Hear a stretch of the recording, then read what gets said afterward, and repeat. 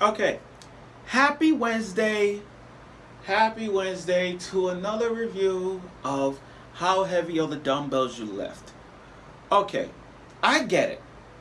We on episode 11. Can you imagine 11 episodes of this show?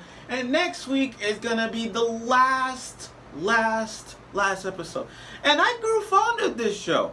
Ever since the beginning of this episode, we have learned a lot of exercises to do at the gym, to do at home, or even outside of your house. There are certain ways to learn so much throughout this entire episode. And we have learned so much that somewhere down the road, when this comes out on DVD, it's going to have a bundle, like I can see now, a DVD and Machio's Muscle Lessons booklet. And it has all those poses and exercises to do. You know what I mean? It's going to be like that in the future. Now, with episode 11, it has a theme to it. It has a purpose. It's all about New Year's. Now, let's say, okay, I'll be honest. New Year's is a time of change. Every time the ball drops, before the ball drops, you think to yourselves, what is my New Year's resolution? What am I gonna do? What am I gonna do this year that I didn't do last year? You know, take all the stuff that you didn't do, but you want to put it to the next year. And like New Year's resolution, it's time for a change. It's time to get out of bed and work out, or do something that you haven't done before. Me, I have anime lists that I have shows that I didn't even watch, and that's on my bucket list. So my New Year's resolution is watch the shows that's on my bucket list that I didn't see, that people told me to watch, but I didn't see it. Like, I'll give you an example, and you guys gonna hate me when I say this, because I know some of y'all probably saw this or not. Toradora. I didn't even see Toradora yet, and that's even on my list, and I didn't even see it yet. That's on my freaking list. You see what I mean? I got a lot of shows on my bucket list, but that's my New Year's resolution. Watch every show that is so unique, but I didn't get a chance to watch. You know, those kind of things, I have to it. But New Year's resolution, not only that, but it's all about working out. Like, people has a resolution of all the time when they said, oh, I'm going to lose weight. I'm going to get abs. Also, like, New Year's resolution. Another New Year's resolution in this episode is Tachibana is having a singles teacher party thing with her and her friend. And I understand Tachibana. I get it. That's her. I kind of get Tachibana's reaction, you know, drinking, having a single party with her friend. Another year not having a boyfriend. I understand Tachibana. But now for the other four girls.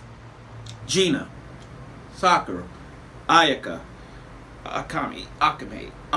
I can understand them. They want to work out at this final New Year's, and they decided to go up the stairs. Yes, the stairs. Now, here's the funny thing about the stairs. Okay, we live in a world where we take the stairs everywhere we go.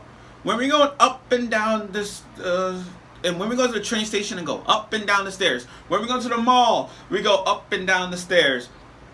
When we, anywhere we go, there's stairs, and we always take it. Like, if there's an elevator broken, we go up the stairs.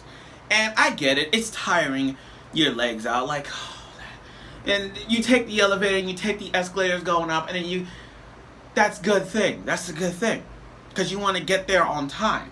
Like, if you're rushing to go to class, you take the elevator or the escalator.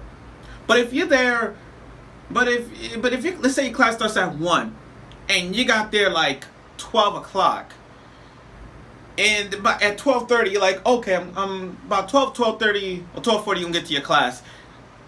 12:30 or 12:40, you got 20 minutes or 30 minutes left. You're like, okay, I'll go to class. And you go up the escalators and you're like, just standing there just like this, because you know you can make it on time. Now with them, they teach you the ways of how to use the stairs. And I get it. People skip, like us, we skip stairs just to run up to the next. We just run to the next. We just skip every step just to make it to work or go to school on time. That's us.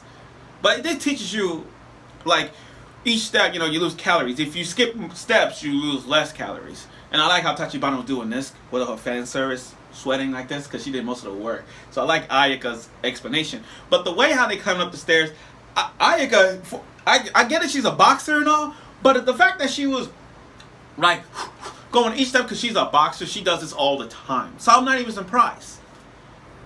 Another thing surprised is they were going to this shrine, not only a shrine, but see the muscle god. And it was so freaking obvious. It was so fucking obvious, because who knew Moteru was going to be the muscle god? Ooh, I know. And many of you guys already know that Moteru was going to be the muscle god on the shrine, being the muscle shrine god that he is. We could understand, okay, it was obvious Moteru was going to be up there. It was so freaking obvious. Now, here's the top. Now, before I continue on, let me just ask you this question. Is Moteru a true muscle god? That's a tough question, because understand this. We get it. Moteru is a big brawler guy, he's one of the top 5 brawler characters I've ever seen. But here's what I'm trying to point out. You got Saitama from One Punch Man. And we know how brolic we all know how brolic Saitama is. So when you take Moteru or Saitama and you ask yourself who's the muscle god out of the two, that will be a tough question. Like, I understand Guts from Berserk or Kenshiro, I get that. But when you ask yourself this, if someone was to ask you, who's your muscle god? You gotta say Saitama or you gotta say Moteru. Me, it's hard to pick. So, we had to talk about New Year's resolution with the stairs. Now we're going into New Year's where they gotta work out. New Year's started working out. And Gina brought back one of the best episodes of all time was them performing idols. And so they decided to do a talent show, New Year's talent competition. And not only a talent competition, but the fact that Tachibana knew, the fact that she knew like something bad was gonna happen, I'm like, oh shit. The fact that she woke up from drinking so many beers and all that stuff. The fact that she woke up, she's like, I said something's gonna happen in the first year. She knew it right from the start. They're gonna add her to the mix. Oh, by the way, the park.